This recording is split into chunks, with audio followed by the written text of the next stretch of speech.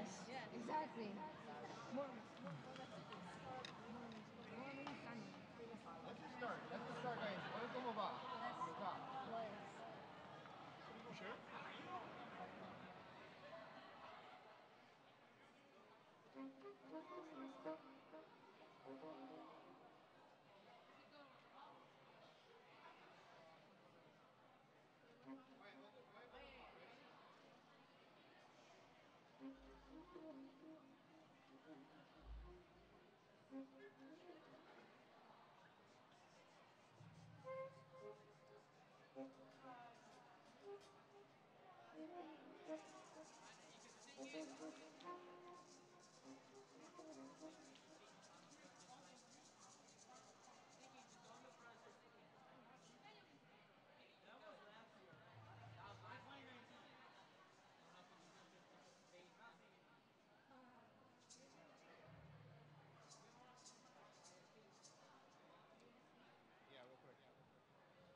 Just hello, my name is Dave Morales, and this is the South Amani High School Latin Ensemble. We're gonna actually start now. All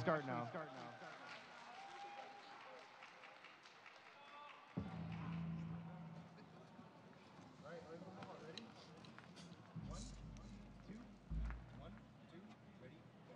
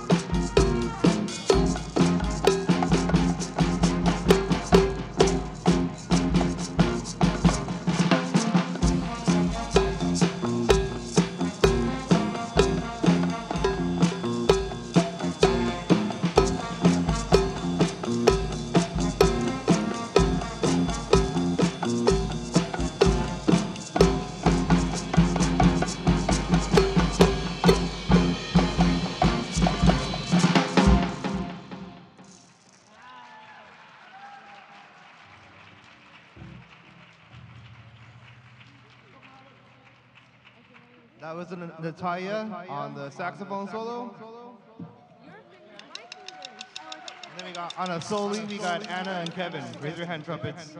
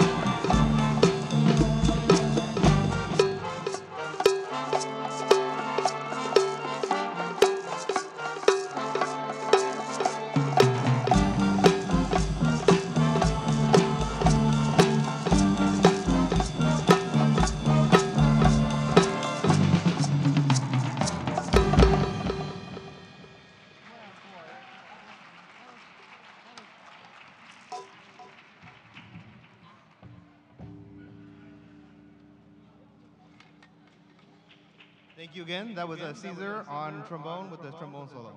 One more song for you guys.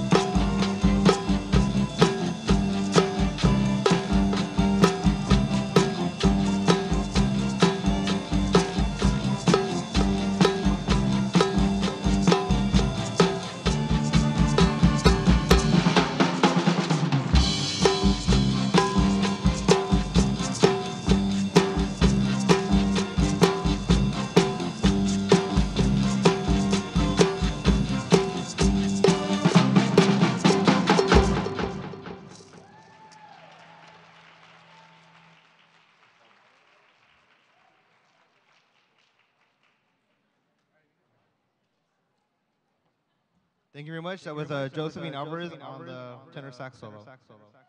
That's a South Amani Latin band.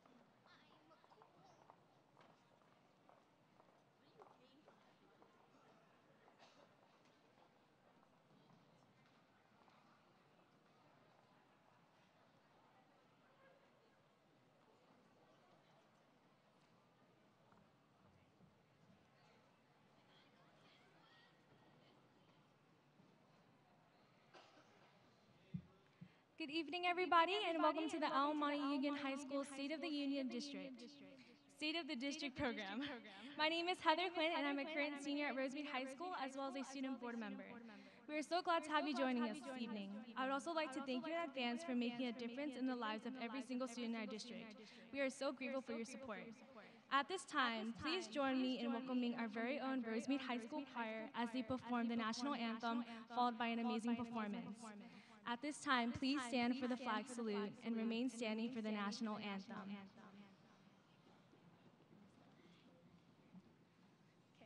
Put your right hand over your heart. Ready, begin.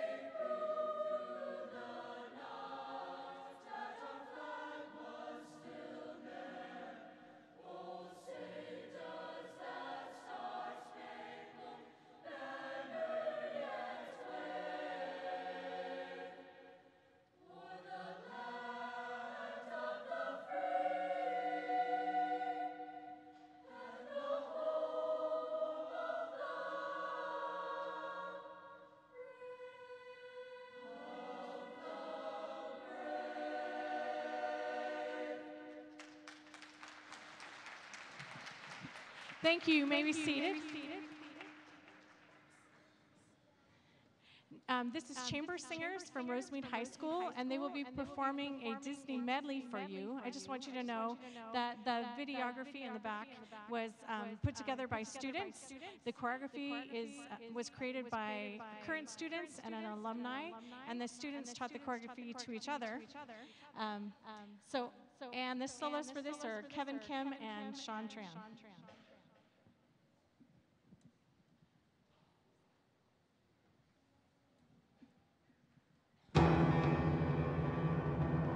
Mon chéri, mademoiselle, it is with deepest pride and greatest pleasure that we welcome you tonight. And now, we invite you to relax. Let us pull up a chair as the dining room proudly presents your dinner.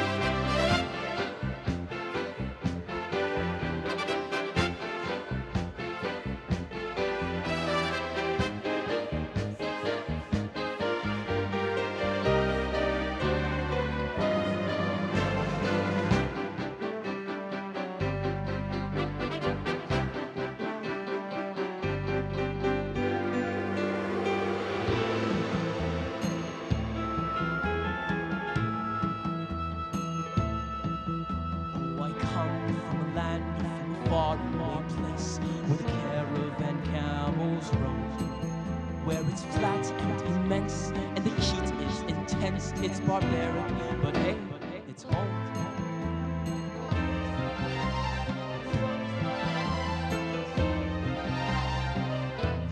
Come on down, stop on by, hop a carpet and fly to another Arabian night.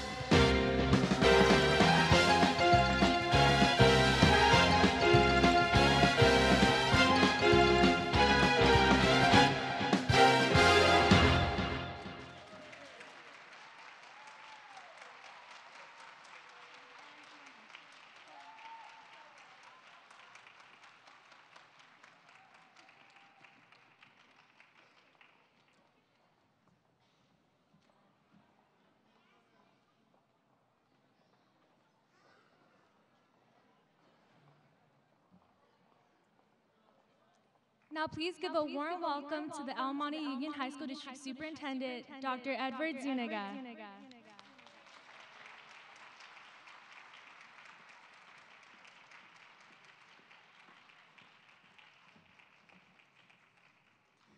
Good evening, everyone. Let's give it up for our two performances right here this evening. We have the South El Monte Jazz Band and the Rosemead High School Choir.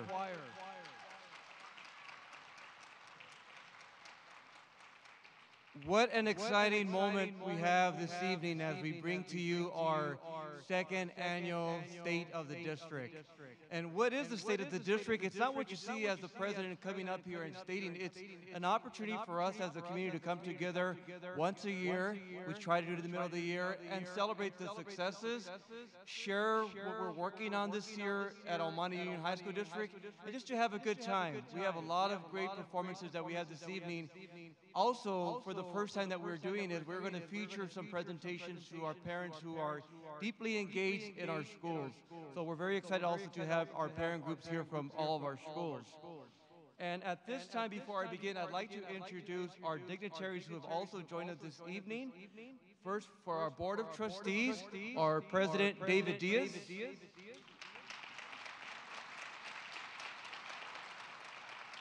Our Vice President, Mr. Florencio Briones, we call him Flo, but Mr. Briones.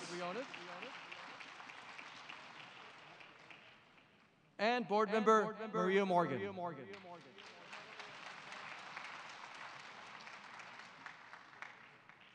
Also joining this evening are dignitaries I'd like to welcome from the Office of Grace Napolitano, Ms. Elena Robles, who's always here to support us. Thank you for being here.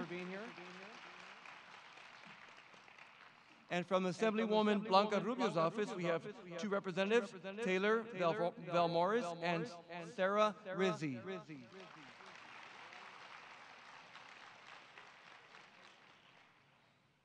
Representing the city of El Monte, we have Mayor Pro Tem Jerry Velasco, a great supporter of the arts in our community too, and the father of the Nutcracker, what I call him. So thank you for being here, Mr. Velasco. And also from the city of El Monte, we have City Clerk, Ms. Kathy Heredia. And also our beloved former employee here. Thank you for being here, Ms. Heredia. And from the Valle Lindo School District, it's our pleasure and honor to have Superintendent Lynn Bolgen in her first year at Valle Lindo School District, right in the middle. Some of you who went to Shively recognize her. She was a Shively principal prior to her position as superintendent at Valle Lindo School District. And I also want to do a warm welcome to Mrs. Stella Torres de Segres, our former board member for the El Monte Union High School District. Ms. Torres, are you around here somewhere? Thank you for being here. And welcome. At this time, I'd like to bring our board president, who's going to say a few welcoming words. I'd like to invite Mr. Diaz up to the podium, please.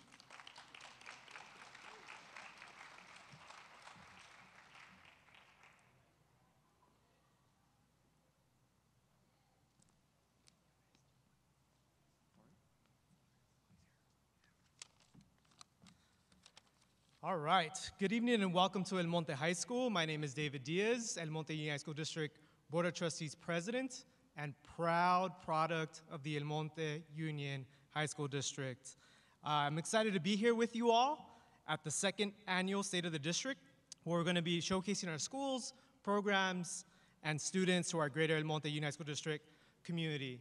On behalf of myself and my colleagues, many thanks in advance to our students, parents, staff, and community for your contributions to the El Monte Union High School District.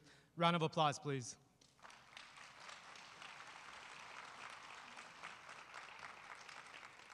As a board, I want to let you all know that we are working hard to ensure our students, staff, and parents have the tools and resources necessary to be successful. We wholeheartedly believe that it takes a village to raise a child.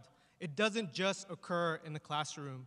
And with that attitude in mind, we are working to address some of the more prominent issues our families face: housing insecurity, addressing the traumas of poverty, and the health of the whole child by working together in collaboration with cities, public agencies, nonprofits, and other members of our El Monte Union High School District community. Just this past year, we approved free breakfast and lunch for every student, regardless of income.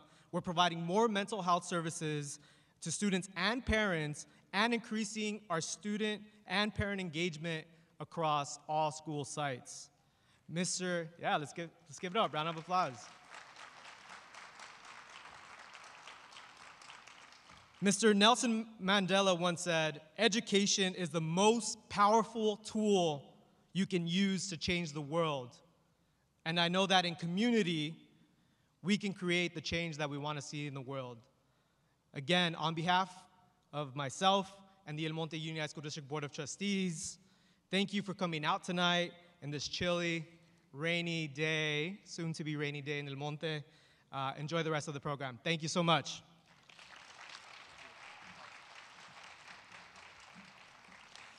Thank you, President Diaz. I also left one of our board members from the EMUHSD School District, our partner school district, Mr. David Stigers. Are you here, sir? Welcome.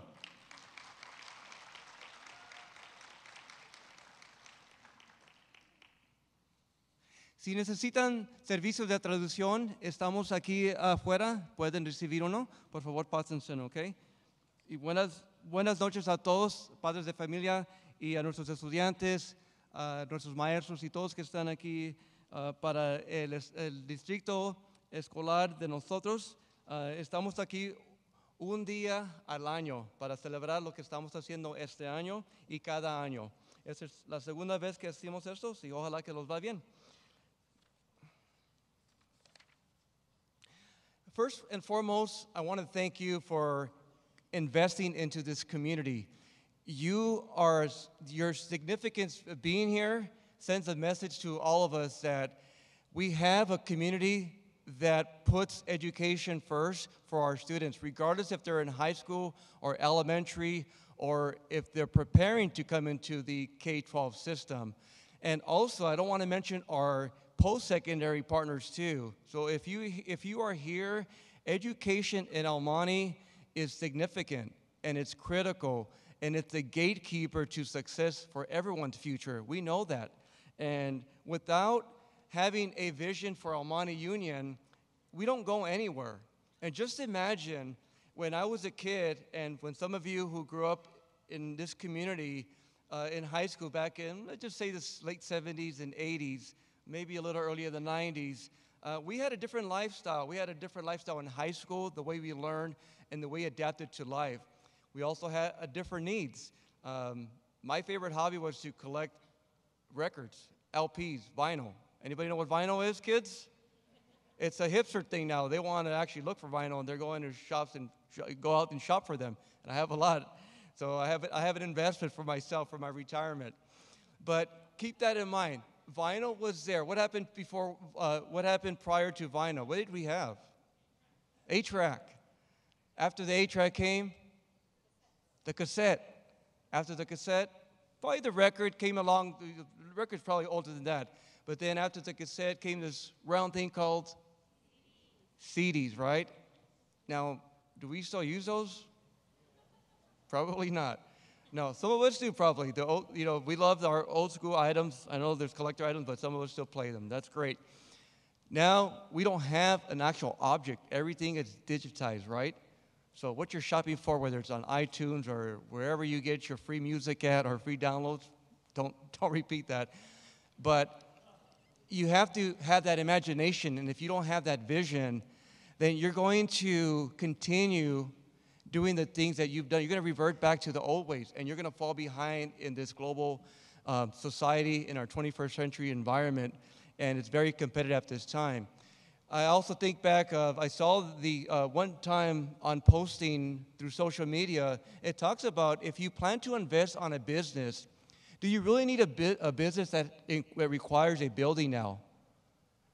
Think about the Sears going out of business. Think about Kmart going out of business. Payless Shoes going out of business. Think about Macy's probably going out of business soon from what I hear, right? All those things that we used to celebrate and go on weekends shopping with our parents and families as young kids, as far as myself, we had JCPenney's here. We had Sears here in our community. We used to go shopping all the time. Shopping is done online now. Amazon, one of the biggest markets there, and it doesn't have, an actual store to go to. They probably have a pop-up store. That's about it. Imagine that.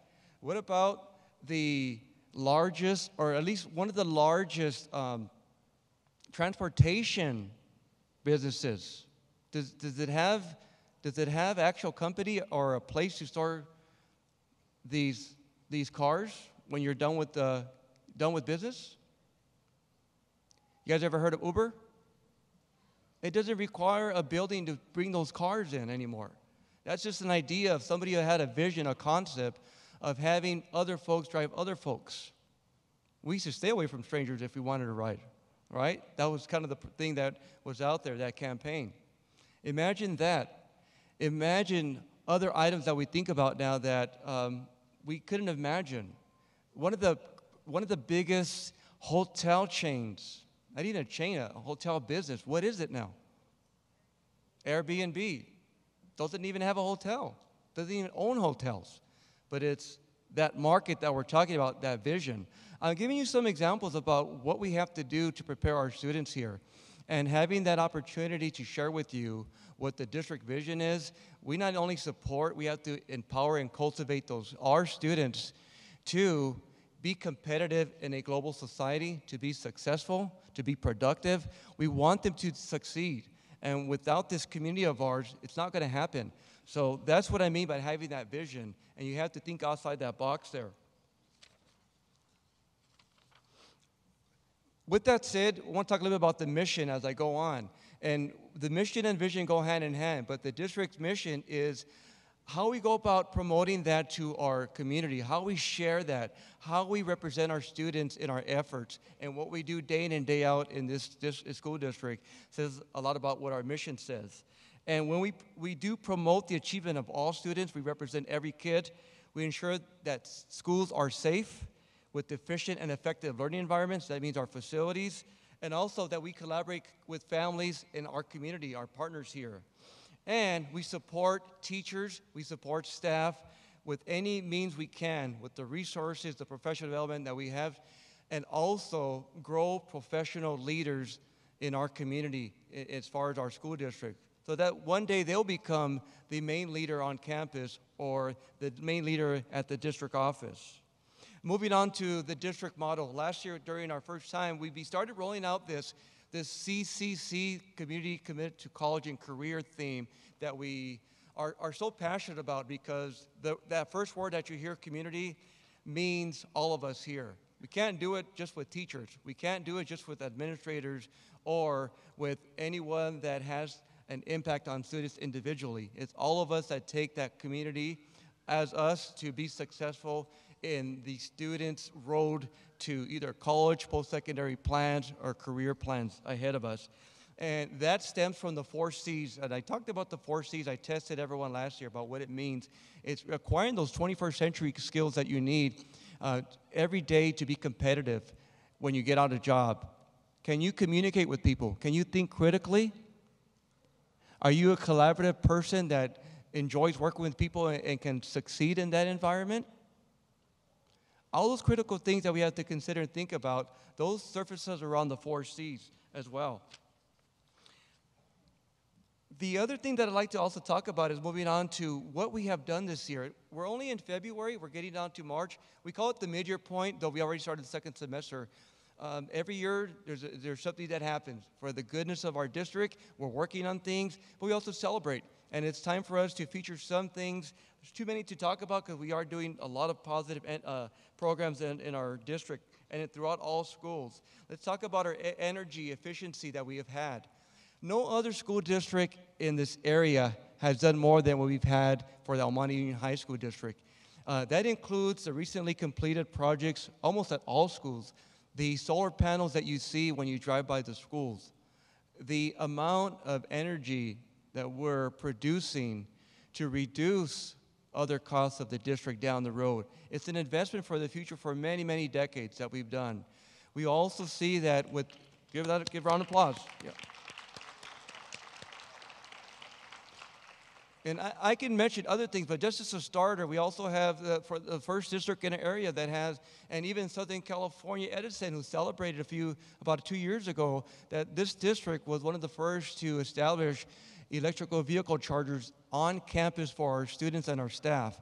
So another opportunity for us to engage in that campaign of energy efficiency. And I can go on and on, but hand in hand with that energy goes the green environments. And we opened up the school year with planting 40 trees. I believe that's the number that we had planted at Mount View High School. 40 trees that were nurtured, that will grow into fruit that can be produced through our culinary arts programs throughout the district, including Mount View High School. That's a wonderful opportunity for us to show kids that we are, even though we live in a busy city environment, that can be produced in everyone's backyard. So self-sustainable within your yard or within our schools. A celebration of the adult school and Fernando Ledesma for their accreditation. We do not go anywhere without accreditation. And for those of you guys who don't know what accreditation means, that the state comes, verifies that what you're doing and what you're saying is aligned to the expectations of every educational program in the state of California. So once you're accredited, you are able to continue offering that diploma that kids would need to go on to college, certified. And I want to congratulate Fernando Ledesma again and the adult school for their completion. One of the highest accredited terms that they can get is the 6 years.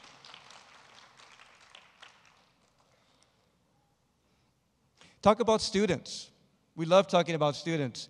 And it's one thing that we are doing good things in the classroom, but overall, take a look at what's happening. At the Rose Parade, we featured one student from our district who competed with several Southern California students to march on that day and represent the district, represent the community, how proud we were to feature our student there. Could give a round of applause to him as well. And that students are South El Monte, as well as the El Monte High School cheerleaders who are state champs this year. They're going to go on to the Nationals, and you're going to see them later on this evening. Congratulations to you. I also want to let you know that academically, we're doing pretty good. At Rosemead High School, for the second year in a row, Division I, meaning the most competitive division you could have in LA County, academic decathlon is going to state competition again and has placed one of the highest in LA County.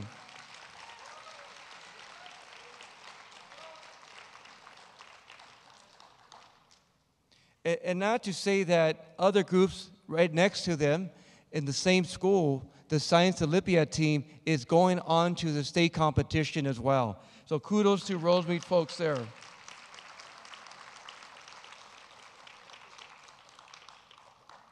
Several things we can celebrate. Facility upgrades. We recently opened the Bobby Salcedo Student Union project that we have at cafeteria. That will one day, hopefully soon, become also what we call an auditorium or cafetorium for our students to have a place, an environment where they can produce their shows, whether it's theatric shows, performances, whatever the case is, that we want to make sure that Mount View also is incorporated with a theater arts program that's quality and it has a facility that folks can be proud of and our students can perform on.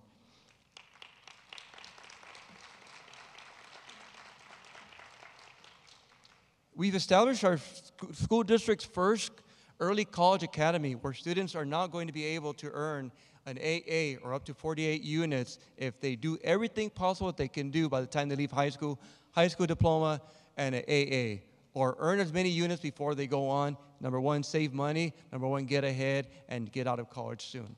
Congratulations to the district. We've had the highest enrollment of students that are taking dual enrollment courses, meaning that they're taking courses to receive high school graduation credit as well as college credit too. And working with our partnerships with PCC and Rio Hondo, that's something that we will continue to move forward with. And my expectation is that every school which is currently offering programs would expand as much as possible so we can provide that to students and in programs that they want to learn about, that they want to get either ahead from or learn so that they can go into that career or profession, ready and prepared. Moving on to the fiscal accountability, nobody likes to talk about the money or the, what it costs to do things and pay things and taxpayers supporting the schools. It's a difficult task to run a district if you don't have that fiscal responsibility.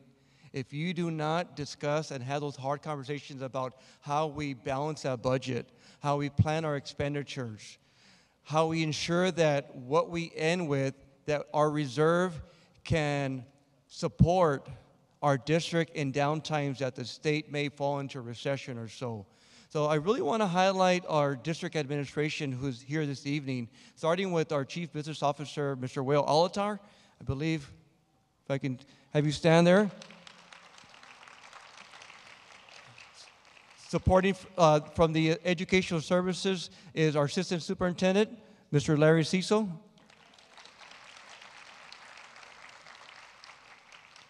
And our other Assistant Superintendent, I believe he's not able to make it tonight, is Mr. Felipe Ibarra, is also supported through Human Resources. So good things are happening fiscally. We have celebrated the last couple of years, low-key as having a positive certification. I don't want to go into depth about what positive certification means, but when you hear the word positive, is that a good thing? Yes. So the county has endorsed the school's end of the year or actual budget.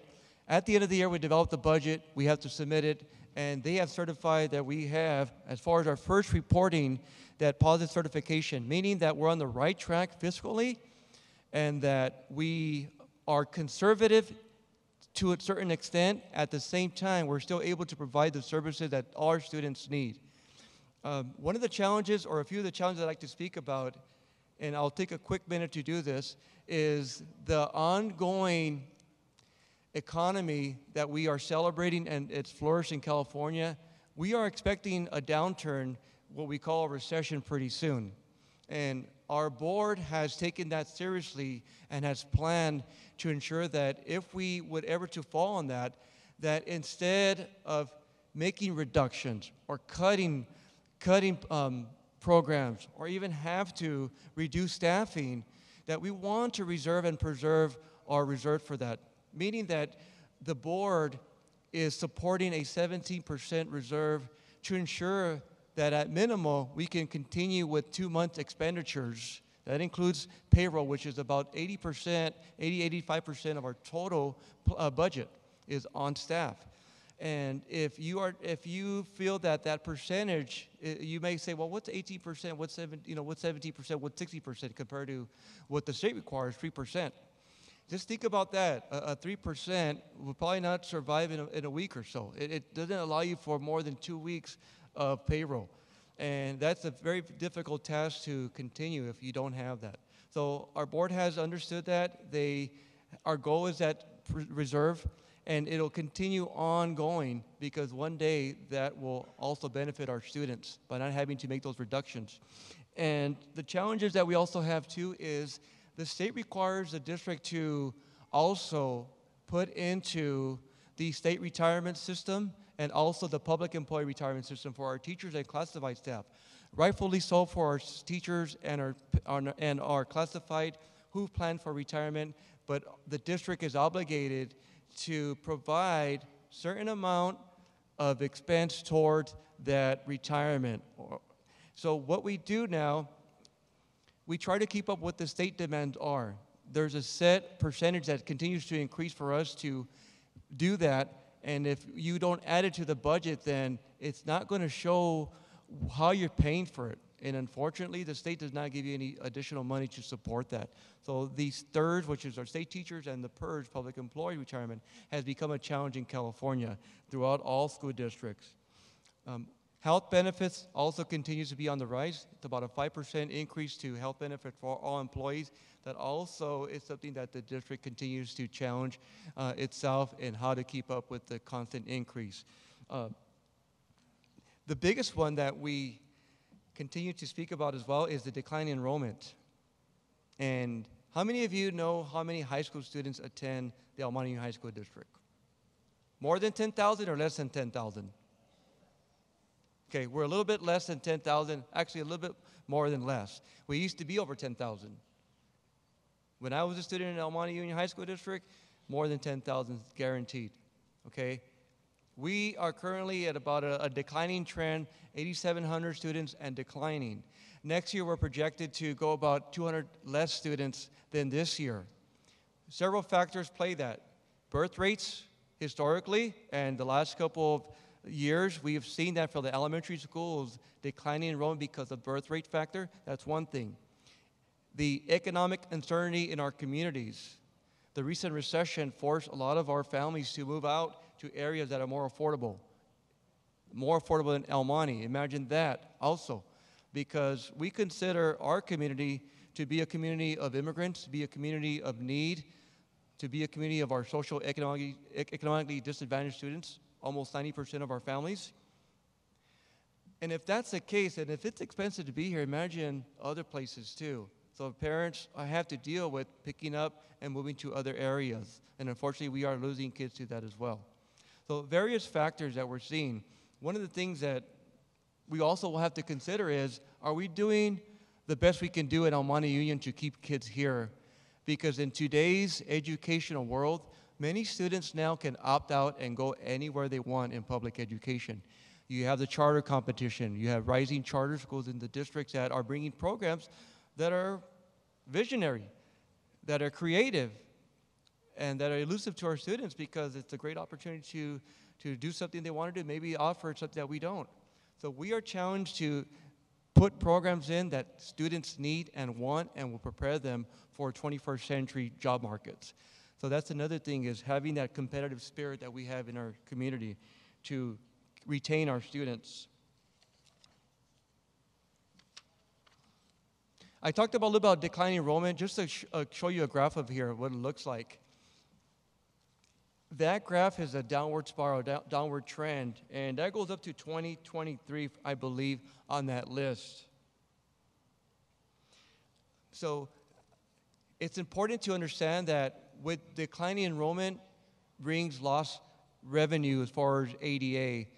That means average daily attendance rates that we receive from the state. So we're hoping that with our continued progress of our programs, with addressing these, with the partnership with our city about addressing affordable housing, about how to retain our families here, because they want to stay here. They want to stay in El Monte, South El Monte, and Rosemead. They want to make sure that their families grow up in the community that they grow up. But we need to work together to continue that trend. Without the vision and the mission, you don't have goals. And goals are established for the purpose for us to meet that on an annual basis. Our district, through the work of the Local Control and Accountability Band, has developed these goals from the 8 state priorities that the state has the school districts work with their plan, their school plan called the LCAP plan now. We have to abide by those 8 priorities. And what we did incorporate into the 5 goals that are featured up in this slide here. The quality of instruction, meaning that our teachers are prepared to teach in a credentialed area that they're authorized for, and they're supported through programs that will enable them to complete their credentialing program. Also, our facilities that are defined as high quality. What is a high quality facility? A facility that brings an environment for students in 21st century learning capacities, such as technology, such as mobile classrooms, such as instructional resources that allow them to be competitive and utilize their skills. Equitable access to aligned curriculum with today's state standards. We also have student achievement and progress, monitoring of our English learners, the monitoring of our programs to ensure that our students are progressing and are meeting the proficiency, the proficiency scores, whether through the SBAC, the CAS, which is a state exam at the 11th grade, and we need to ensure that any struggling student that is not at a proficient level, that we provide them resources, including personnel. I'll talk a little bit about that later. And last but not least, we have 2 more items actually. The increase of parental engagement and involvement, family involvement, and also the increase of student engagement in after-school programs, as well as providing safe schools for our students.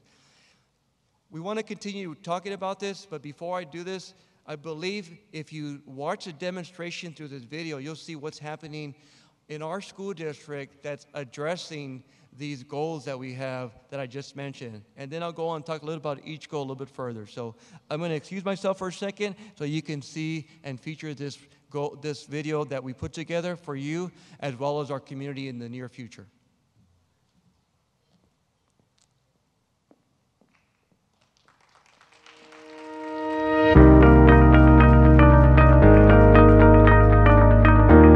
Monte Union has served the greater El Monte community for over a century. It serves a population that strives for excellence and wants students to succeed. Our motto is a community committed to college and career, and we developed that motto to be explicit about what our purpose is in this district. Career Technical Education, or CTE, replaced what used to be vocational education classes. There are 15 different industry sectors that you can provide classes in for CTE. We offer classes in 10 of those sectors.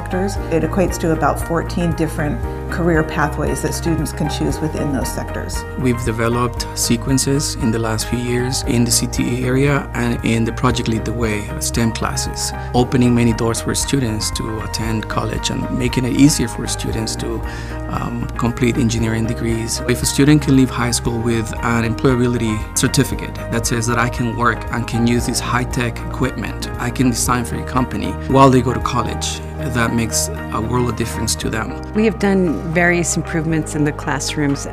We've upgraded most of our computer labs by providing additional technology and power access points for our students, as well as replace furniture. We've installed new flooring. One of the things that the district has most recently done has been to enhance the athletic amenities. One of our new exciting projects is the Bobby Salcedo Student Union. It's a beautiful, large space where the kids will be able to dine, and down the line the plan is to convert that into an auditorium. All of these improvements have been done to make these spaces more exciting for our students. Our plan has been successful because we have hired the right people. We have recruited individuals who care about this community to ensure that they not only serve our children, but also understand our children. Our responsibility as English learner TOSAs are to support students, make sure that they are on track for their goals as a student, whether they want to move on to college, and then also to work with and collaborate with teachers so that they're implementing the necessary instructional supports to make sure that their students are successful. So my role in the district is instructional coach, and along with the rest of the instructional coaches in the district, we provide professional services to the teachers in the form of professional development, providing workshops, and pretty much supporting them with anything they need in order to support student achievement. The first year that I was in the district, they made sure that we had mentors on campus. Administrators have been really helpful as well. They have open ears, so they've been really patient with making sure we get the information we need so that we can be successful in our jobs. As the teacher technology leader, one of my main goals and purposes is to support technology use in the classroom. I'm also responsible for district initiatives. So for example, we're looking to go to one-to-one next year, which is a huge undertaking for our district. We're going to give every single student a Chromebook. They're going to have that just like a textbook to go from class to class. And so this is a really exciting time in our district because technology really is kind of moving to the forefront. And we want to make sure that we have responsible, ethical, and moral citizens that we're producing here in the El Monte Union High School District. And the TTL is integral in making sure that that happens on our sites. I have been a guidance counselor for 21 years. And what that entails is helping the students with their academic programming, helping them with their emotional, personal, social growth, and planning for their post-secondary goals. I think one of the ways that the AVID program helps students achieve is essentially by providing a college-going culture that they would not normally have access to, and then supporting them through tutoring, with our goal essentially being that by the time they graduate from high school that they're applying directly into a four-year college and hopefully gaining admissions. When I was growing up, I didn't have a family who went to college, so AVID was something that really spoke to me as a means of understanding how to get to college, what are the steps I need to take, and so I needed that support and that guidance. I think if I was in a regular classroom where I didn't take AVID all 4 years, I don't think I would have made that transition as smooth as I did. I chose to participate in the ECA to help get credits for college and to save money for college. This program helps me work with others and communicating with the professors. The classes really help get a look at what college is like. Parent engagement at the high school level is critical. We feel that it's important that a parent is connected to the school through a community liaison that every school has. Our role as community liaisons are to build a bridge of communication between the parents, teachers, counselors, and administrators. Creo que es importante que los padres pongamos interés y demostremos todo nuestro apoyo a nuestros estudiantes y el resultado será que ellos van a tener un mejor desarrollo académico y más facilidades de tener éxito en la vida. By fostering a positive environment, kids feel empowered to succeed and they do their best. Capturing kids' hearts is a systematic approach that we can use in the classroom to show kids how much we care about them. We start with a handshake and greet our students every day. My favorite part of the day is the lunch, and I tell my students, thank you, I love you, and have a good rest of your day. Some of our students don't hear that enough. So I think something that really makes El Monte Union High School District special is that there is this feeling of community and there is this feeling of family. It feels safe. It feels like a place where you can feel like you're at home. It just feels wonderful to see that our community is coming together and our district is doing so much. I feel very grateful and very supported in the El Monte Union High School District as a guidance counselor, and I work with a great group of counselors who also care. I can't stress enough how fortunate we are to have the teachers that we have in the program. They are taking on all kinds of new and innovative ways to grow these programs. So I think it's going to be a program that's hard to beat.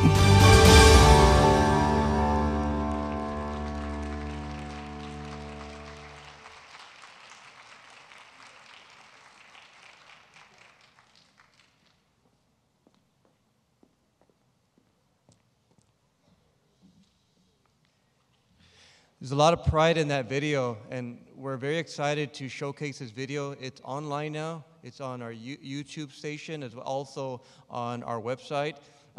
We also want you to know that our students are streamlining this program as we speak. So everyone, say wave hi to the program. You're actually featured live now, and you're gonna be able to see it on our website later on to showcase the school district. If you're having conversations with friends or families, if they missed it tonight, make sure that you let them know that we're streamlining. Give a round of applause to our Vista Academy students who are here tonight doing that.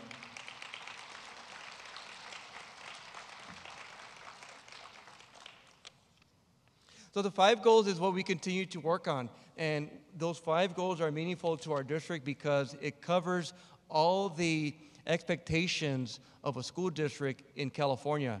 And what we want to focus on quickly, the supporting the rigorous learning environment for all students. That goal is for us to ensure that we offer a program that is not only meet graduation requirements, but also supports college-going initiatives such as A through G curriculum, A through G courses that every student is eligible to take. We have eliminated many programs that did not require the A through G requirement. And some of you guys are asking, well, what is the A through G requirement? For most of you who are not familiar with school districts, A through G meaning that everything that college universities are expecting you to complete before you're eligible to apply for a four-year university in California, whether it's with CSU system, or the private schools. We have an emphasis on supporting students academically, whether it's after school or during school. And let me give you some examples by saying that, is that we provide tutoring after school with tutors that are hired. We also provide tutors during school to support teachers in those academic areas that are difficult for most students, such as math, such as science, and other areas. The programs that we provide that need to be competitive and remain competitive is our STEM programs. And we launched our STEM programs a few years back, and we continue to explore ways on how we can not only stay on course about what the latest STEM programs are out there, but also prepare students in partnerships, finding partnerships in a local area, such as Lawrence Equipment, who has hired several of our students, and it's a company that produces equipment within our community that it's worldwide and it's used worldwide. So what a great opportunity for us to do that. And a lot of things that we have done that have launched this year will apply to several new programs in the CTE field. We have a zoo crew, which is very unique. I'm not sure if you know what the zoo crew program is, if you haven't seen that. The zoo crew program is a program that was developed with the minds and the creative minds of one of our teachers at Mount View High School, alongside the interests of students who love working with animals. And this program will engage students in developing ways to care for animals in the wild, to build areas that will incorporate a living environment for those animals out in the wild too. Very excited to have that because it's a unique field that not commonly shared in other districts. The culinary arts program is growing. Our Mountview High School students are going to be feeding you at the end of this program, and we're very proud of what we've seen thus far in the development of that program. The brand new kitchen and also the programs that are expanding have been in place at Rosemead High School and also growing at Arroyo High School. And with that Arroyo High School setting, you have a field at the start of the school on Cedar. It's a garden. We call it the community garden, but it's a student-driven garden as well. We've partnered with nonprofit organizations that supported us through grants to develop a sustainable environment to grow food, to use that food as sources for our students to eat and prepare meals, whether in the culinary arts program or through our food service program. So we're very excited also too. Lots of good things are happening. I don't want to run out of time, so I'll move on to the next one. But you've heard of different academies that we've had, including our award-winning Teacher Prep Academy at Mountview High School. And that's what the definition is about goals of producing these programs here. When it comes to supporting college and career readiness, how do we do that? How do we get kids to college? Think about that question. How do you get kids to college? Without already having discussed the expectations in the classroom, such as A through G requirements, support, you also have to support them in various ways that maybe our families cannot support, such as having fees waived for any AP exams, having SAT fees waived for any of our students, having them prepare for SAT classes so that they're successful and competitive and they get high scores at no cost to students as well.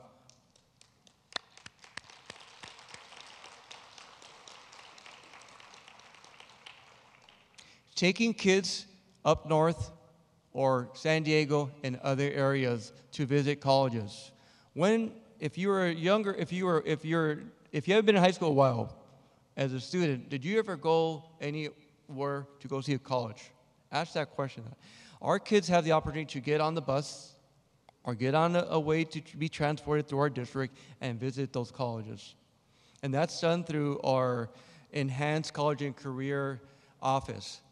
Every school has a college and career coordinator that focuses on preparing students, advising them how to get to college, and finding their interests about what they want to do when they get to college.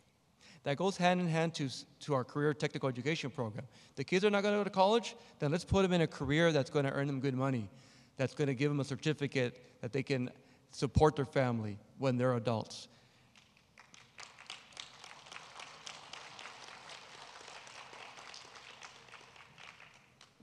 We can't forget about our most vulnerable students.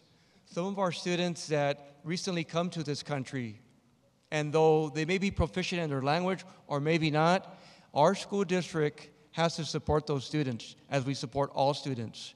Our English learners continue to be supportive in various ways. We have hired an English learner teacher on special assignment to be out of the classroom, to have case by case with these students, to monitor them, to place them in the appropriate place where they are academically, and support them any way they can through supporting the other teacher that's maybe working with the student, advising the parent, working with the administration, and that's all part of our plan to ensure that our students are on the right track, whether they're newcomers or whether they're students that have been here since the early school age in kindergarten and above.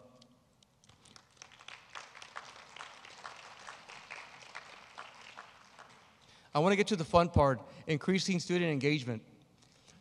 If you were in high school and you were part of an extracurricular activity, you were going to be successful because you were engaged in things that you could not get in that classroom. Things that interest you after school that you're able to go on and have fun and play sports and sing and dance and perform. Whatever you wanted to do, you found a way to get there, and I applaud you for that because that made you a stronger adult. We want the same thing for our kids, but we also know that we haven't had programs that some kids may be interested in. So our goal is, again, to enhance the after-school programs, enhance programs through clubs and organizations on our campuses, and to extend those. One of the programs that I'd like to feature tonight is our speech and debate program. We have a class, we also have a club, and that class and club go out there and compete nationally. It's a unique organization, student organization in this area. You don't find a lot of speech and debate clubs. Speech and debate clubs that are competitive and have gone on and be successful. We want to highlight that because I want to show you a different aspect about what students can do and are capable of. These are our future leaders. These are individuals who will defend what they believe in through preparation and through debatable arguments, which are healthy. In today's environment, when it comes to our political atmosphere, especially at the federal level, we need to have our kids to ensure that they have their voice and they can speak up and they know how to speak up and prepare themselves. So if Mr. Colvin, if you are there, if you can please come up here for a few seconds and bring your team up here. You may be back here already. Give a round of applause to our teacher from Royal High School, Terry Colvin. Mr. Colvin has been part of our El Monte High School district family for many years, and all at Royal High School probably.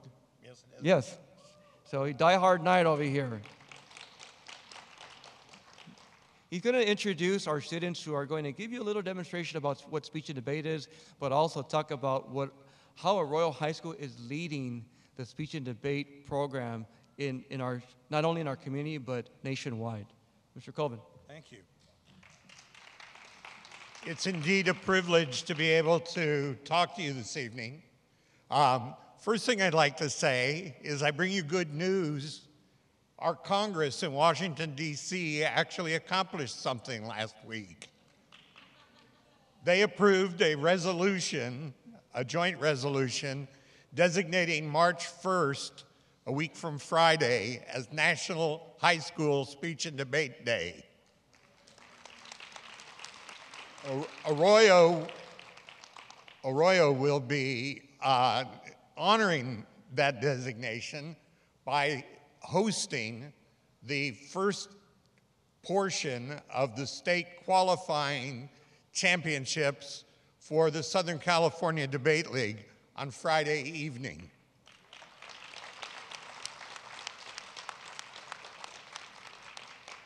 This is the 15th year that we have had the program, and I'm proud to say in 14 of those years, we've sent students to the state championships, and in the last 8 years, we've sent students to the national championships.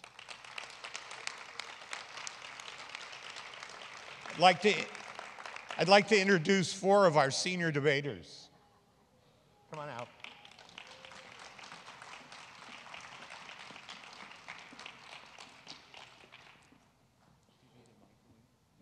No, they're going to come up to the podium. Okay. We're going to actually stage a spontaneous debate for you over the next 6 minutes. And our debaters this evening are Jess Liu, Amy Solis, Chris Lokman, and Fiona Trong. The resolution they're going to be debating is resolved. Congress should lower the voting age to 16.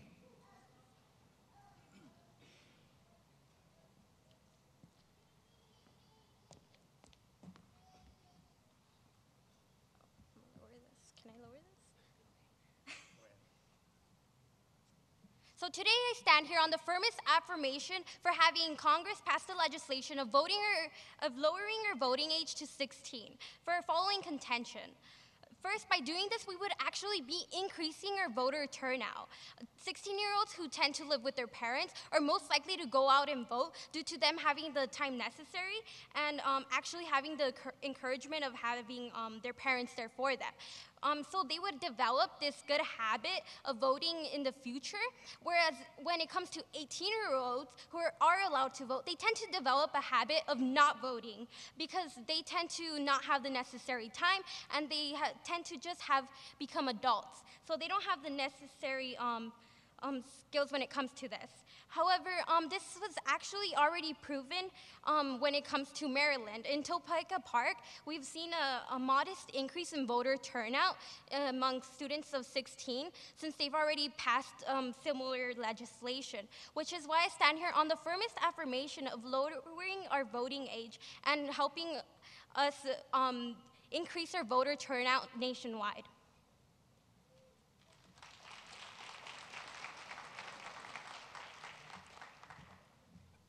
Okay.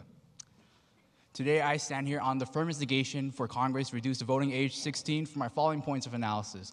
Now, first of all, we need to understand that our school curriculum teaches us about U.S. government and politics when we are 18. Essentially, it's a senior class. And therefore, it's only then when we begin to really understand what it means to be a law-abiding citizen and what it means to vote. To reduce the voting age to 16 will essentially give us less knowledge to make these good choices. Second of all, we need to understand that the voting age demographic for 18 to 29-year-olds is by far the lowest in voter turnout. And it's simply not a matter of reducing the age to 16 to encourage more people to be politically active. It's a matter of getting that small group to be politically active in the very first place. Third of all, we need to understand that there might be a justification for reducing the voting age, but it was initially due for lowering the draft age. In the origin of the 26th Amendment, which in fact reduced the voting age to 18, it was in the aftermath of the Vietnam War, in which people justified that if people were being drafted at the age of 18, essentially fighting for their country, they should be allowed to vote for their country then. To reduce the voting age to 16 would also mean possibly reducing the draft age to 16 as well, and therefore that would be an entirely different issue also. Therefore, I stand here to negate.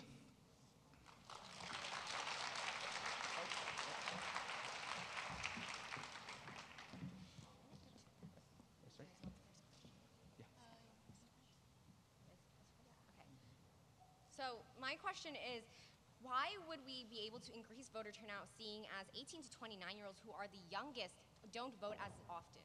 Like I said, 18-year-olds tend to develop the habit of not voting since they have just come into adult life. Thus, they typically are starting out college or just came out of their home. So they don't have the necessary time to go out and vote, and they develop this bad habit, whereas 16-year-olds are still in the home and they will be able to go out. So how can you guarantee that 16-year-olds who are younger will actually develop that habit that you're talking about? This has already been shown in other cities. Like I mentioned in my speech, I mentioned Maryland and Topeka Park. I have a question where you mentioned that the reason why it was lowered to 18 was because of the fighting in the wars. However, what do you have to say about representation for 16 and 17-year-olds considering policies do affect them? Well, all ultimately do affect. It's true that in certain states the voting age is lowered by that, but it would be in fact tedious process to have the entire thing be reduced for all states. In fact, it just requires 2/3 of Congress to propose this in the first place, along with 3/4 of the states to approve it.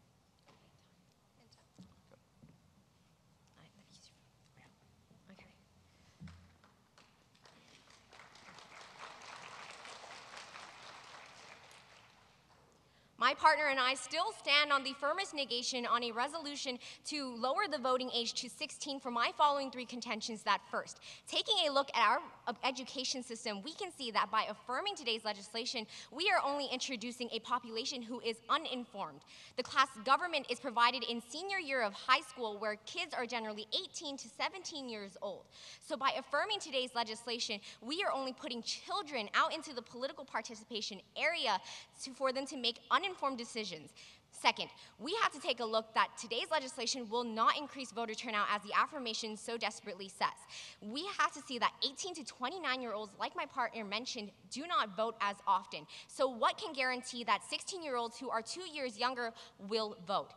And finally, not only would we be lowering the drafting standards, but amending the Constitution is a long and difficult process. Now, while it has happened in the past, we need 2/3 of Congress and 3/4 of the states to be on board on today's legislation to affirm. However, without that support from every single state, senator, and representative, we are only debating a lost cause. So we should leave it up to the states before moving it onto a national platform, which is why we must negate.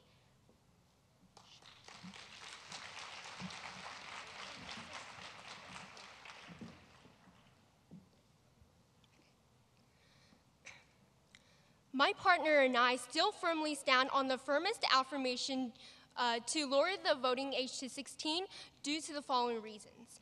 Firstly, my partner had previously mentioned that the voter turnout actually increased in the city of Maryland. And what we can see is that 16 and 17-year-olds do vote and do put their voice outside for the rest of the nation. And therefore, when policies start to affect 16 and 17-year-olds as they do right now, they should have a voice in what policies and what kind of things that go out for them.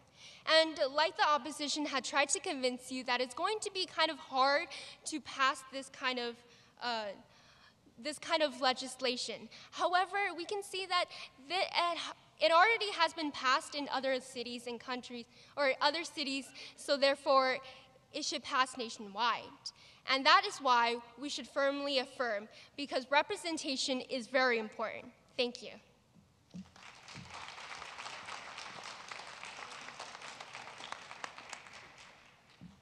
In a normal speech competition, a judge would determine who won.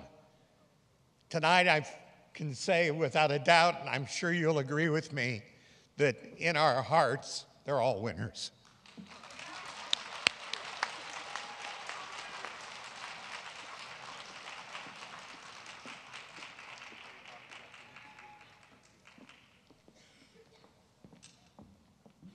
One more round of applause for speech and debate from Royal High School.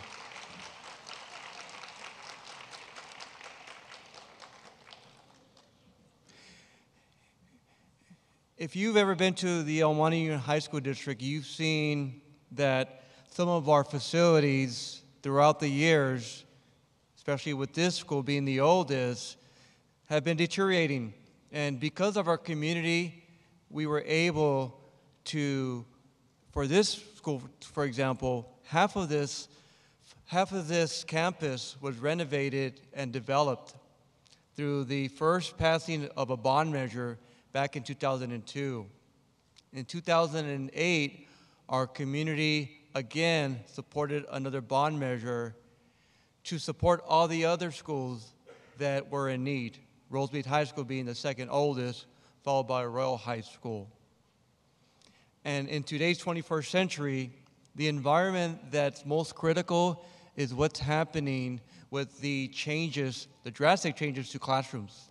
That means technology, that means Wi-Fi access, that means upgrades in the classroom walls, from chalkboards being eliminated to basically having dry walls that aren't even called drywall boards anymore, to being innovative.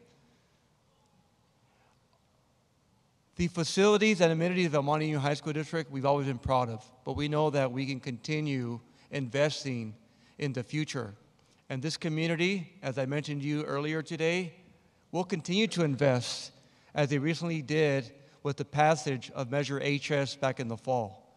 I want to congratulate this community and the community that supports education through bond measures, because without that, please give a round of applause to our community.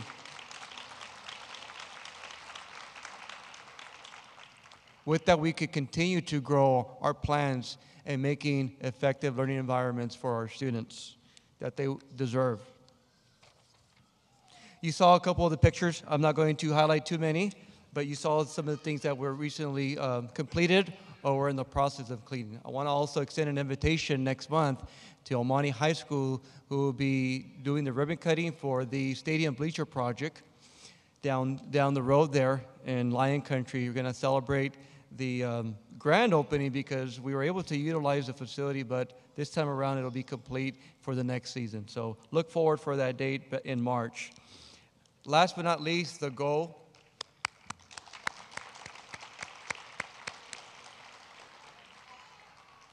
The goal that's close to my heart because my parents, though they were not educated, they knew the importance of education, and they supported any way they could. Today's parents in high schools, especially in our high schools, they need that support on how to work with students, how to make themselves strong so that they can better support their child today, that the understanding about what it means to go to college or what it means to be in a career and how to support them. But most importantly, our parents are hungry to support their education, their knowledge, because that's also going to make it a better family at home. And I really am proud that our board has invested so much energy and commitment to family programs. I want to start off that this year we have incorporated an academy program. And this is not just a one evening day. Our parents who have joined and signed up have committed 4 weeks, 6 weeks, 8 weeks, depending on the program that they're signing up for. This is a strong commitment. They're going to school, and they're coming, and they're learning, which also breeds more of the parents to come in. Parent involvement doesn't end in 8th grade or in 6th grade. Parent involvement will continue on for life, and that's also part of high school. And we need parents more than ever in our high schools.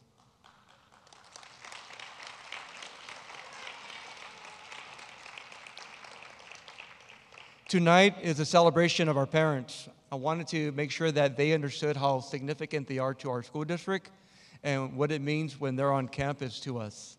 I want an environment that is not only supportive, but welcoming. Every school in our district has a welcoming center for our parents called the Parent Center. Every school has a community liaison who supports parents when they come to our campuses, who engages parents, who encourages parents, who is side by side with parents, leading the way and giving them that confidence that they're important to be here, that we want them in those classrooms. We want them to ensure that they hold us accountable for their kids' education. And how lovely it is to see that parents are participating, are coming, and making that commitment. And for that, this evening's program is dedicated to the parents of our community and our district. I've asked the school sites to nominate one group, which we'll be doing every year, of parents, and it's a group, it's not an individual, of parents to be recognized tonight for their efforts in engaging their lives into their child here at one of our schools. Before I do that, I also want to bring up an individual who last year was named the District Parent of the Year. First District Parent of the Year in our school district. That's official. I would like to invite Sergio Silva up here from Arroyo High School.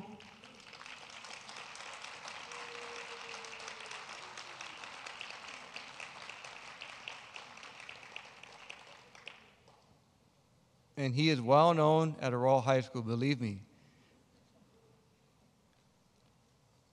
And that's a great thing. Mr. Silva, I'd like to invite you here to say a few words to our parents about the importance of education and involvement of parents. Thank you. Good evening, everyone. Like Mr. Suniga said, it is very important that we invest in our children, right? Especially for their future. I had a daughter that graduated last year, and due to our parent involvement, she got a full ride to the university, right? So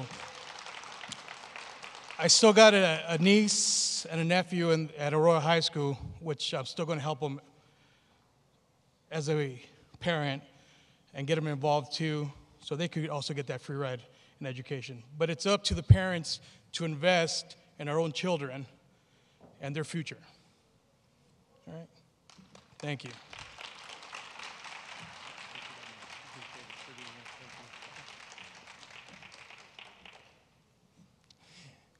One of the new things we also have established here is an advisory committee to the superintendent from parents.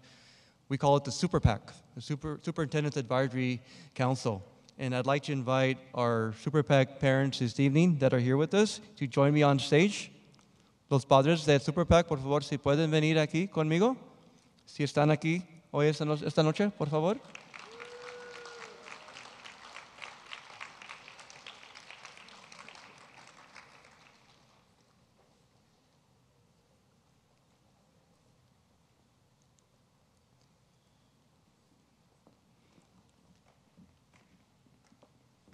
These parents represent all of our schools, and they're the voice of their school as parents.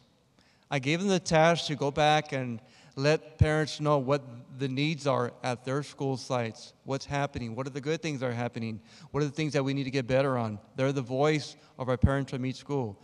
And it's important for me that I see them face to face when we meet, that we engage those conversations. I'd like the parents to introduce themselves in the school. And then I also would like one of our parent representatives, Ms. Garcia, Gloria Garcia, who will say a few words about the importance, again, about parent engagement in education.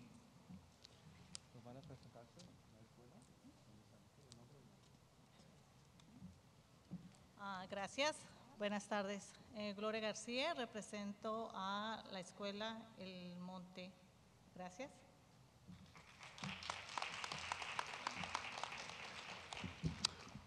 Buenas noches, mi nombre es Felicitas Chino y represento a Rosmi High School.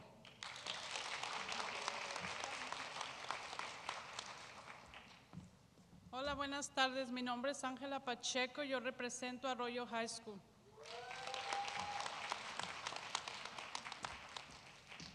Buenas tardes, mi nombre es María Celedón, yo represento el Monte High School.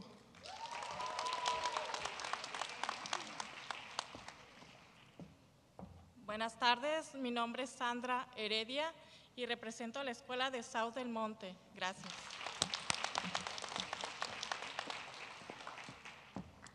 Buenas tardes, mi nombre es Jenny Cárdenas y represento a Fernando Ledesma.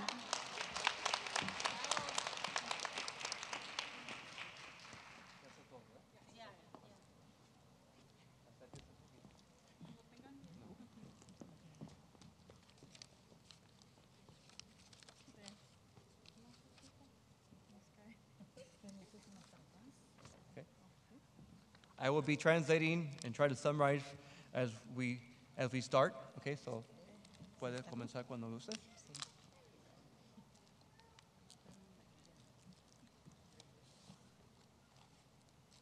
Un momentito. Gracias y buenas tardes nuevamente.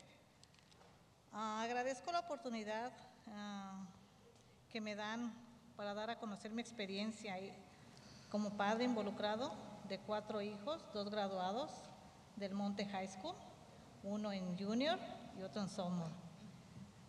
De lo que como padre involucrado ha sido la diferencia, y en este caso estar en los comités de las juntas del superintendente. As the parent volunteer at Almani High School, she considers that she's an important part of the Almani Union High School District in the vision that we share together here. And this vision, which she demonstrates as a parent, that's her belief that she would like to continue when supporting parent and parent engagement. La semana pasada, Miss Luján, la maestra de cómputo, nos dejó una tarea. Hoy, gracias por la oportunidad de representar a los padres del Monte High School, si me permite, señor Zúñiga, los compañeros de la clase de cómputo, un reconocimiento.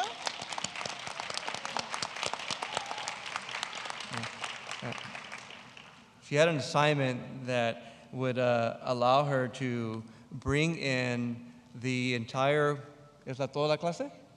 Toda la clase to come on down and support this event today, and she wanted to feature and recognize the parents that are here as part of our Almani High School Parent Academy who are dressed in blue. Bien, como lo mencioné antes, la maestra Miss Luján nos dejó una tarea. En esta carta expreso en práctica la labor de administradores, comités y la importancia de trabajar en conjunto.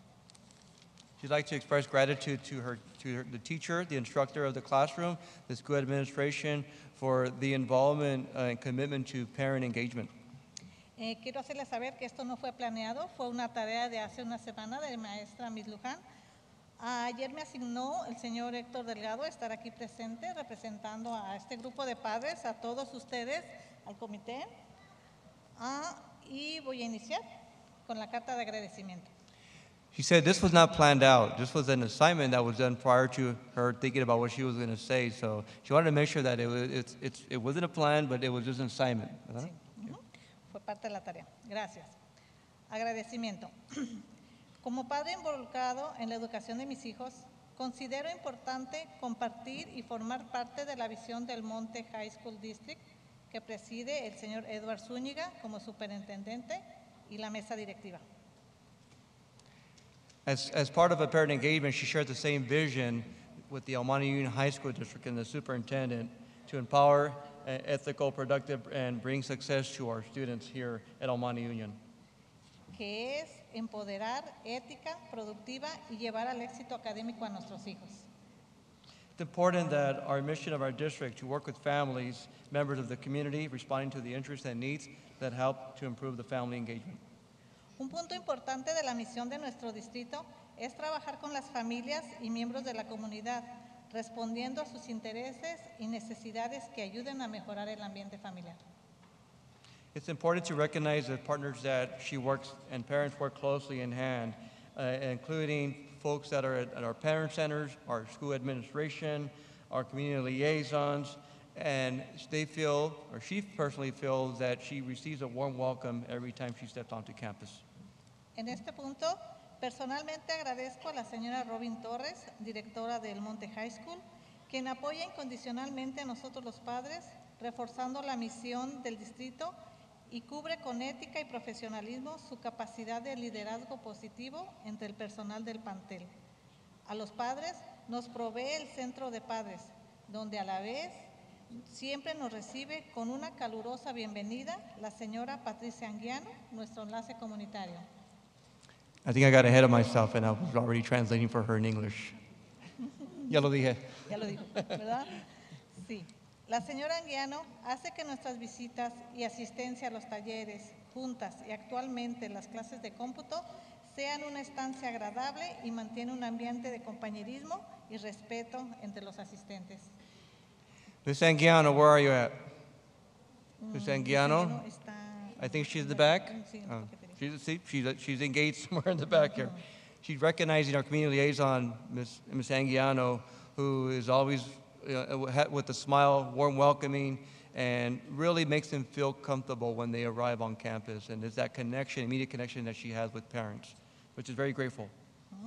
Sin más preámbulo, agradecer particularmente la oportunidad que tenemos gran número de padres de tomar las clases de cómputo que imparte el grupo de Parents Education Bridge for Student Achievement Foundation, ya que en esta era digital es de suma importancia tomar ventaja de aprender, practicar y entender parte de la tecnología. She's very grateful for the relationship she's established with the families and the parents that committed to this academy, which is a computer literacy academy, and she's established those relationships, and she looks forward to being part of that throughout the years that she's here with those parents. Personalmente, he aprendido a crear mi email, crear un documento, elaborar y trabajar en grupo en un slide llamado ¿Qué se necesita para ser un oficial de policía?, en el cual se añadieron imágenes y se editó un video y se entrevistó a un oficial de policía, el señor Mr. Rojas. She learned how to create an email, how to create a document, a digital document, elaborate on work in a group setting with the PowerPoint presentation slide. And her topic was, what is needed to be a police officer, with images that were added and a video that was also edited. Aprendí a entender los retos académicos que enfrentan los jóvenes en esta sociedad global en la era digital. Me ha ayudado a tener mejor comunicación efectiva con mis hijos, pues al conocer ciertos términos y funciones de la computadora, hace que nos entendamos mejor. I've learned to understand how difficult it is for our students to learn in this digital age. It's helped me to have a better effective communication with my children because knowing certain terms and functions of the computer make us understand each other. Otro beneficio importante que he notado en ellos es más interés, conexión, compromiso y enfoque a la hora de realizar sus tareas, haciéndolos más conscientes que la tecnología va más allá de las redes sociales. La tecnología conlleva retos de conocimiento, responsabilidades, de comportamiento basado en los en valores familiares, ética personal y a futuro en lo profesional. Another benefit that I have noticed in them is more interest. This is our children, connection, commitment to focus, doing their tasks, making them more aware of that technology that goes beyond social networks. Technology involves challenges of knowledge, behavioral responsibilities based on family values, personal ethics, and future professional goals. Comparto también que mis hijos muestran orgullo al ver que tengo un compromiso de asistir a todas mis clases y realizar mis tareas que asigna la maestra Luján. She shares with her children hand in hand that she is proud and they are proud to see that she has a commitment to attend all her classes and perform her tasks assigned by the teacher, Maria Luján. Por todo lo anterior, hago extensivo mi agradecimiento a la señora Robin Torres, al señor Gabriel Flores, a la señora Patricia Anguiano y a todas aquellas personas que con su decisión, organización y compromiso empoderan no solo a los padres del Monte High School, sino también a la comunidad de la ciudad del Monte. For all the above, I extend my thanks to Mrs. Robin Torres, Principal, Vice Principal Mr. Flores, and Community Liaison Patricia Anguiano, and all those who, with their decision, organization, and commitment, empower not only the parents of El Monte High School, but also the community of the city of El Monte. And a cordial, diga. Sí, gracias.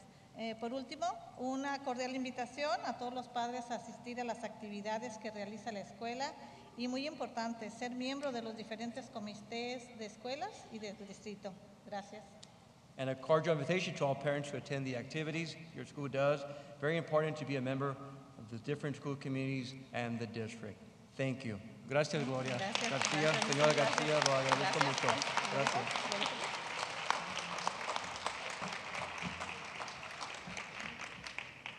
¿Se pueden quedar aquí? Me van a ayudar poquito, okay, con los certificados? Okay.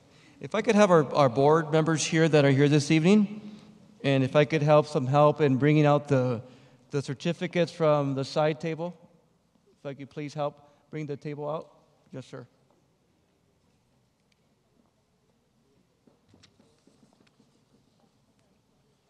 We are at the conclusion of our program with the recognition of our parents' groups. And I'd like to first bring up our first school, the parents from Arroyo High School under the Parent Teacher Student Association, or PTSA. Arroyo High School PTSA Committee, if you are a member, would you please come up?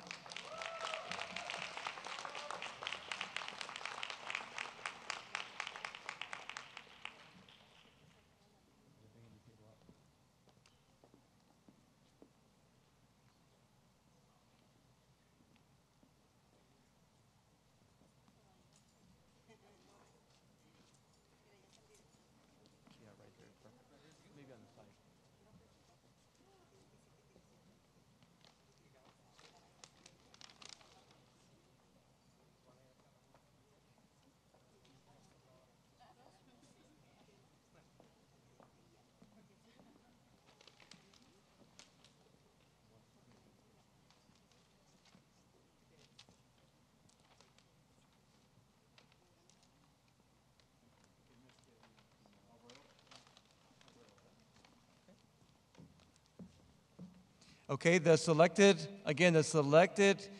group from Arroyo High School parents was the PTSA.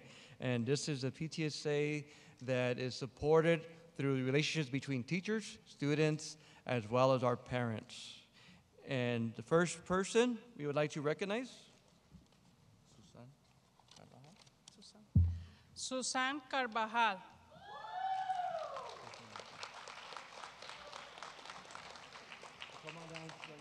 shake everyone's hand if you give me a favor.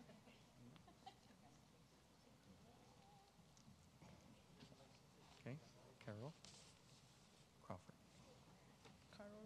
Crawford. Carol Crawford. Carol down here? Okay. Oh, there's Carol. I saw you earlier. Thank you very much. Thank you. Okay, Gonzalez. Andres Gonzalez. Andrés González.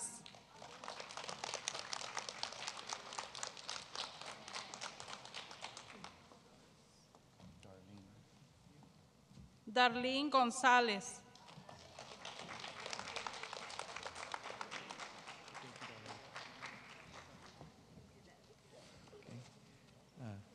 Diga Reina Ruiz. Reina Ruiz.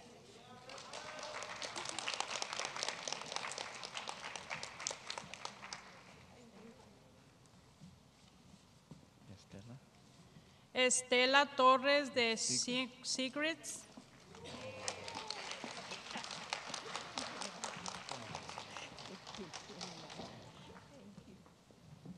Okay. Marquette.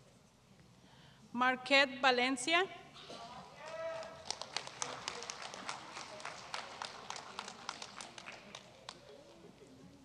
Linda Vázquez. Linda Vázquez.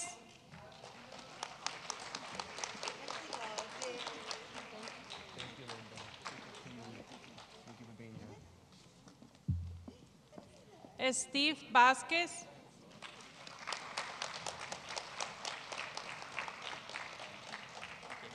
Thank you, Steve. You got everyone, right? Okay. Those are one more round of applause, please, for the Arroyo High School PTSA.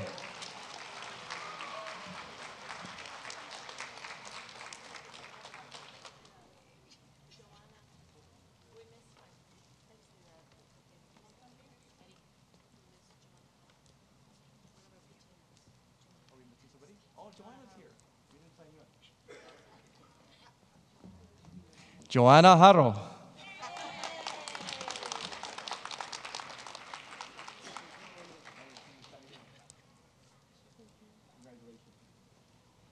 Anyone else? Okay. You want all parents to stay up here? Is that okay with you guys? Okay. This is a big group, but we're going to try to get through this quick. From El Monte High School, we have the parents who have committed to the academy for the literacy, technology literacy program. So computer literacy, all the parents from El Monte High School, todos los padres de familia de El Monte, si pueden venir aquí arriba, por favor.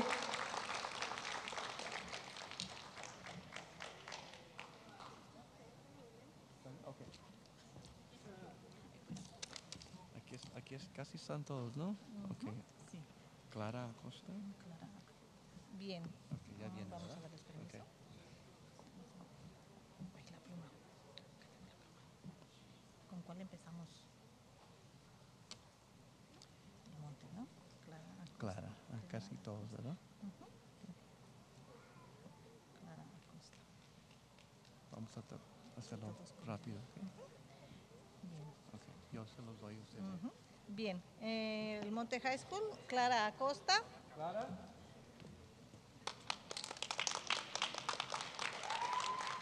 Bailón Susana. Bailón Susana. Susana Bailón. Susana.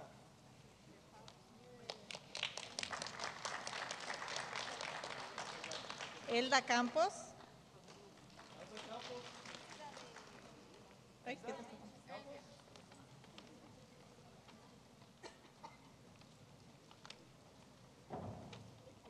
Agustín Canté.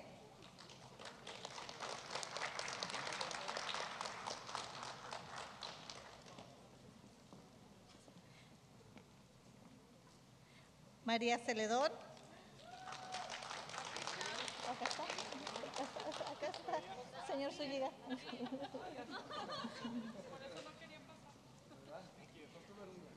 Cecilia Cuevas.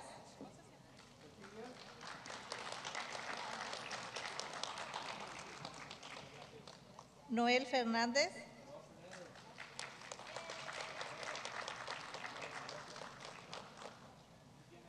González Dalia.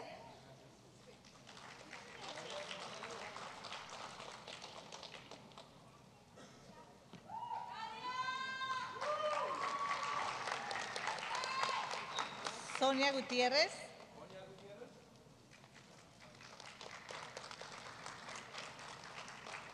Blandina Hoyos.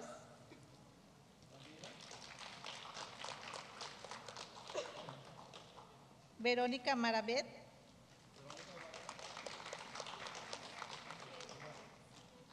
Gloria García.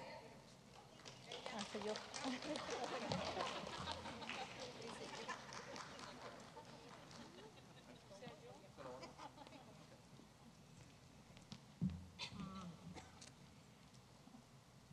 Matilde Muñoz.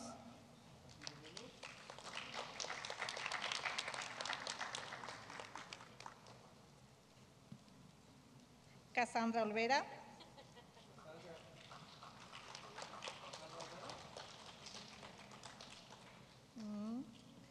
Bien.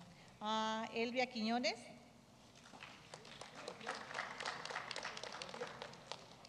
No, tampoco. Quizás se retiraron porque están aquí, estaban firmados, pero quizás se retiraron. Bien. Lorena Saldana, perdón. Marta Sánchez.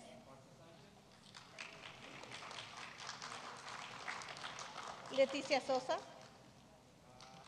Se retiró. Sí, se retiró. Sí. Dolores Vargas. También. Se retiró. José Velázquez. Aquí está. José Velázquez. Ahí ya.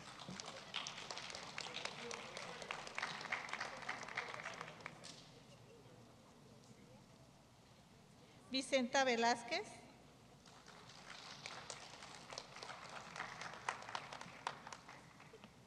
Jenny Cárdenas. Oh, este ya es del sur del monte. El Ledesma. Terminamos, señor. Sí.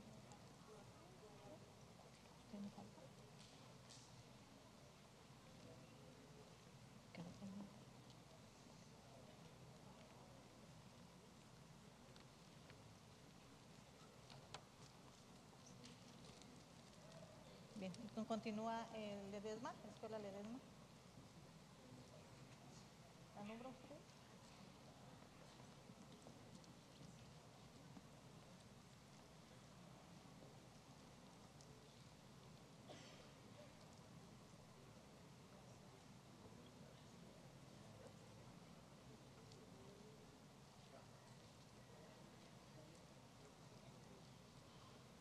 Bien, la señorita Jenny Cárdenas, que es del sur del Ledesma.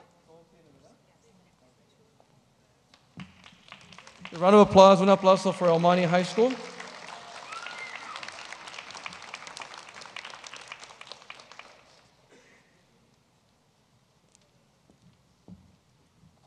Mountain View High School parents, los padres de Mountain View High School, ¿se pueden pasar?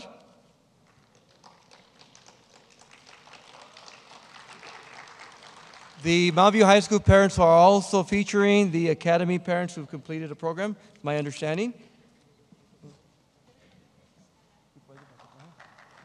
Mountain View High School? No. Okay.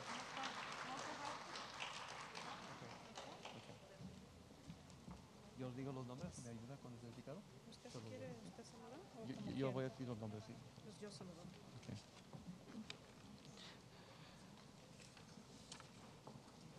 We'll start off with Victoria Angulo.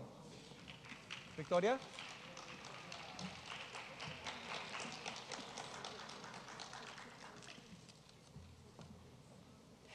Eva Cobian.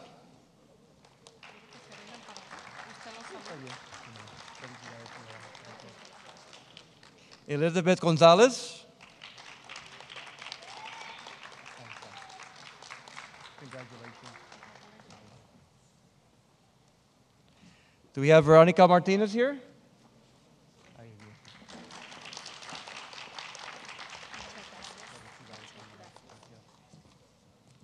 Amalia? Amalia Vizcara. Señora Vizcara.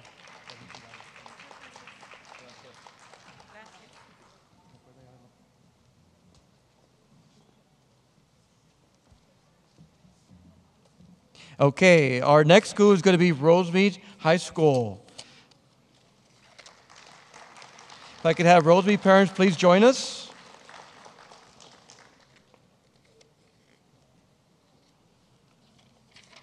Okay. Okay. ¿Quieres decir los nombres? Okay. Tenemos. Okay. Teresita Chino. Okay. Oh, yeah. Sí. Me acuerdo el nombre ahora. Okay. Te lo mando. ¿Va a decir el nombre? No, usted. Okay. Yo All se lo right. sé. Lorena de la Torre. These are our ELAC parents. Elodia Mendoza.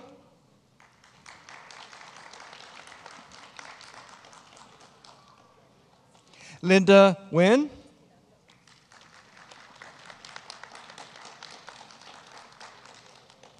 Arnold Youngblood. And Sylvia Youngblood. I don't believe she's here, but we could give it to Mr. Youngblood. Se lo puede dar a su esposa. Huh? Mr. Youngblood, we're going to give Miss Youngblood a certificate. Yeah, thank you. Round of applause for Rosemead High School's ELAC.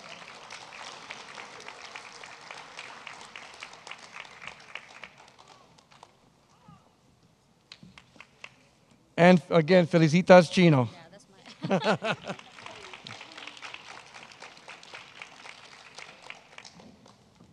Okay, Fernando Ledesma parents, please join us. These parents are committed to raising scholarship funds at Fernando Ledesma. And the first recipient is going to actually assist me because she is part of the committee, Jenny Cardenas. Yeah.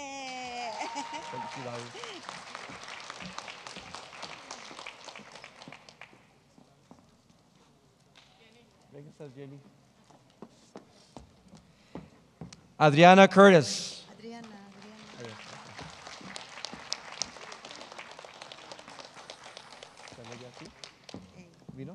Lino, no sé, Lidia. Lydia Nunez, if you're here. Okay, we'll get that to Mr. Arteaga. Okay. So one round of applause for Fernando Ledesma parents. If anybody could do me a big favor, and we're going to take a picture of all of our parents up here. Si se pueden acercar, if you could get a little closer and a little tighter, we want to take a picture of all of you. Okay? Oh, wait a minute. Forgot one group. I don't want to start that. My apologies, South Almani High School. Shame on me. Okay.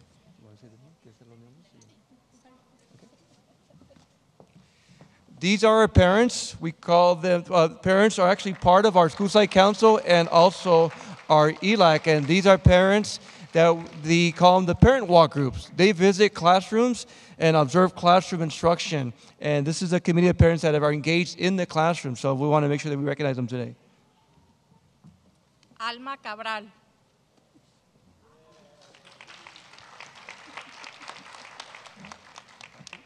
Alma? Rosario Chávez.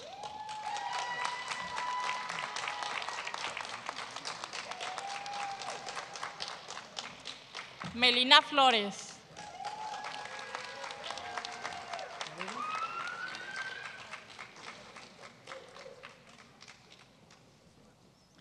Virginia Gallarde.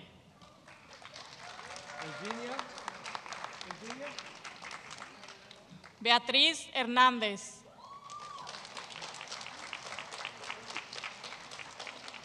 Débora Merino.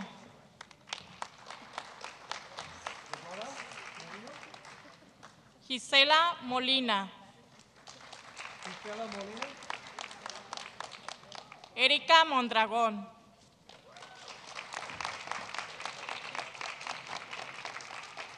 Y por último, María Rubio.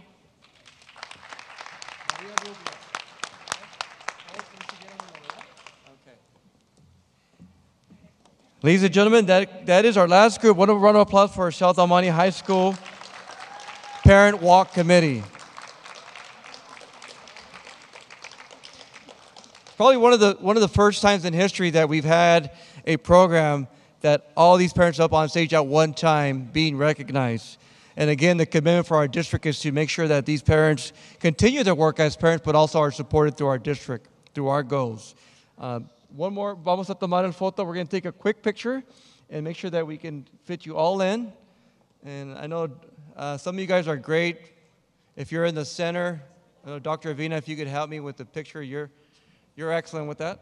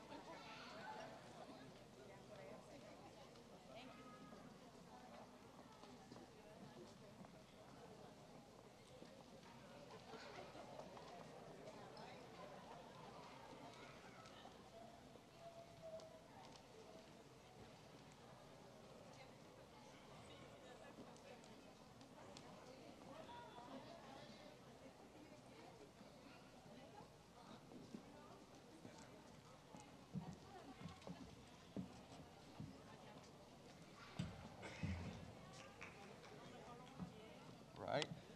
Lift the legs.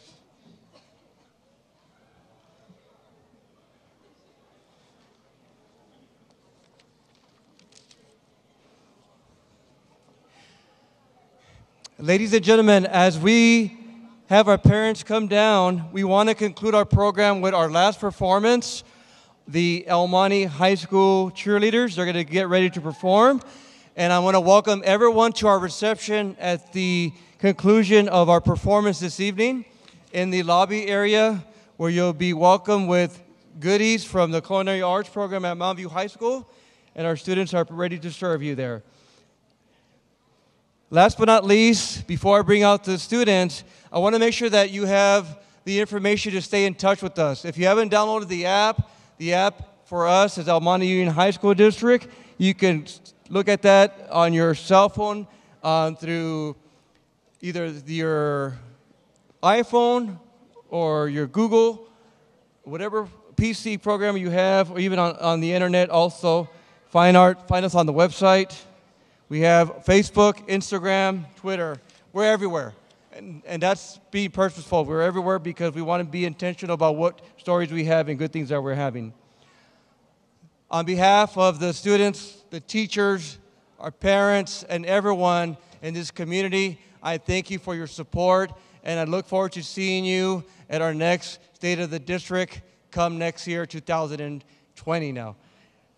We ready, girls? And ladies and gentlemen, we ready back there?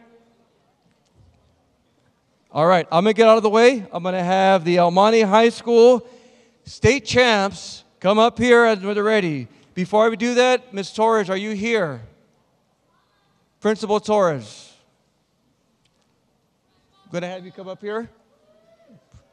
We see Mrs. Torres anywhere?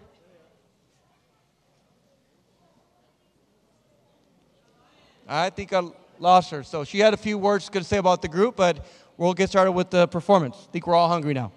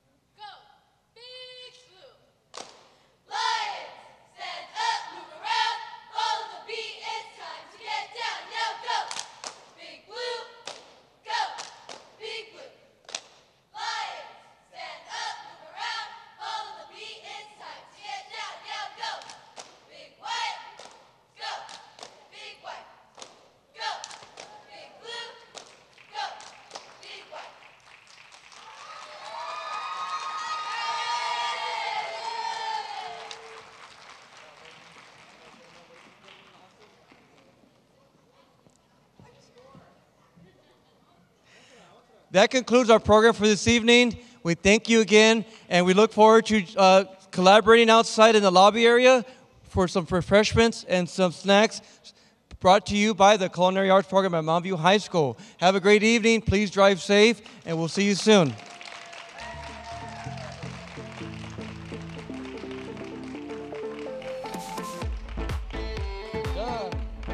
Ya estuvo.